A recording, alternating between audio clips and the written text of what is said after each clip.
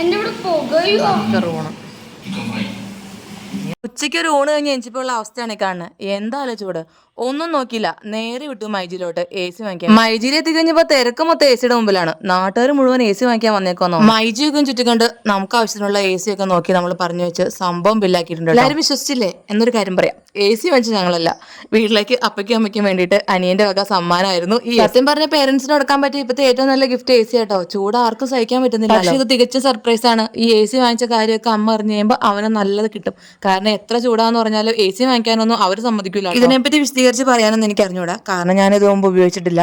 ഏതായാലും എൽ ജിയുടെ 1.5 ടണ്ണിന്റെ 5 star A C ആണ് വാങ്ങിച്ചത്. ഇപ്പൊ എല്ലാവരും എ സി വാങ്ങിക്കുന്നതുകൊണ്ട് തന്നെ എ സിക്കൊക്കെ നല്ല ഡിമാൻഡ് കേട്ടോ. എന്നാലും അത്യാവശ്യം ഡിസ്കൗണ്ട് ഒക്കെ അവർ തന്നിട്ടുണ്ടായിരുന്നു. വാങ്ങിച്ച അടുത്ത ദിവസം തന്നെ എ സി നമ്മുടെ ഇവിടെ ഡെലിവറി ആയിട്ടുണ്ട്. ഇൻസ്റ്റലേഷൻ ചെയ്യാൻ 10-12 ദിവസം എടുക്കുമെന്നാണ് അവർ പറഞ്ഞത്. എങ്ങനെ വരാൻ വൈകാതിരിക്കും? എല്ലാവരും ഈ ചൂടത്ത് എ സി വാങ്ങിച്ചേക്കും. നമ്മൾ എ സി വാങ്ങിച്ചിട്ടുണ്ടാണെന്ന് പറഞ്ഞൂടാ. ഇന്ന് ഏതായാലും അടിപൊളി മഴയായിരുന്നു. ഇനി 10-15 ദിവസം കഴിഞ്ഞ് ഫിറ്റ് ചെയ്യുമ്പോഴേക്കും മഴക്കാലം. ഇനി എ സി കൊണ്ട് ചെന്നപ്പോൾ അമ്മയുടെ റിയാക്ഷൻ ഒന്ന് കണ്ടാലോ.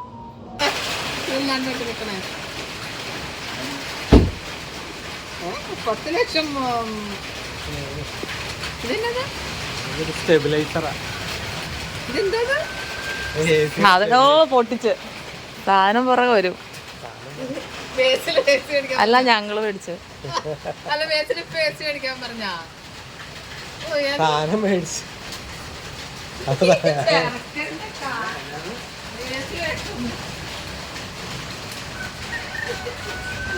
അതിപ്പോ അങ്ങനെയാണല്ലോ. എന്തെങ്കിലും ഒരു പുതിയ സാധനം പൈസ കൊടുക്കി മേടിക്കുന്ന കേട്ടാ അമ്മമാർക്ക് ആകപ്പാടൊരു വിഷമാണല്ലോ. സാധനം അങ്ങനെ വീട്ടിലെത്തിയുണ്ട്. ഇനി ഫിറ്റ് ചെയ്യാൻ വേണ്ടിയിട്ടുള്ള ഒരു കാത്തിരിപ്പാണ്.